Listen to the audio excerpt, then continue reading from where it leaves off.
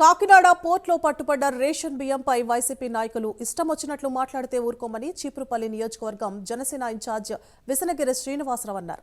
గత 5 ఏళ్లు పేదలకు అందవలసిన బియ్యాన్ని అక్రమ రవాణా చేశారని ఆరోపించారు. ఇకనైనా అక్రమ వ్యాపారాలకు స్వస్తి చెప్పకపోతే చివరికి జైలు జీవితం మిగులుతుందని శ్రీనివాసరావు హెచ్చరించారు. కాకినాడ సిపిఆర్లో బియ్యం పట్టుకున్న మనోహర్ గారికి అలాగే పవన్ కళ్యాణ్ గారికి కృతజ్ఞతలు తెలుపుతూ ఈరోజు అక్రమంగా బియ్యాన్ని తరలించిన వైసీపీ గత 5 సంవత్సరాలు కూడా దోపుడు రాజ్యం ఎలాగంటే గొడవల్లో ఉంటే పందికొక్కులు తింటని చెప్పి ఇక్కడ బయటకు వస్తే వైసీపీ నాయకులు విదేశాలకు అమ్ముకొని 1000 కోట్లు సంపాదించుకున్న వైసీపీ నాయకులకి ప్రశ్నించే హక్కు లేదనేసి అంబటి రాంబాబు గారికి అలాగే పేర్నానికి ఉన్న నాయకులకి వైసీపీ నాయకులకి అందరూ కూడా చెప్తున్నాం. ఎందుకంటే మీకు అడిగే అర్హత లేదు.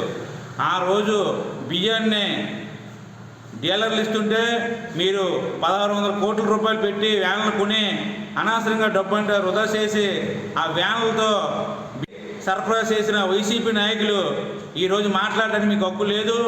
ఈరోజు తెగించి అధినేత పవన్ కళ్యాణ్ గారు పరిశీలించి అక్కడ జరుగుతున్న అన్యాయాలు చూసి ఇంతకుముందు మనోహర్ గారు కూడా 1000 టన్నులు కూడా సీజ్ చేశారు. ఈరోజు పవన్ కళ్యాణ్ గారు వెళ్ళి ఈరోజు దొరికిపోయేటప్పటికీ వైసీపీ నాయకులకు ఏం మాట్లాడాలో తెలియక రకరకాలుగా మాట్లాడడం చాలా పొరపాటు. కాకినాడ సిపిఆర్లో బియ్యం పట్టుకున్న మనోహర్ గారికి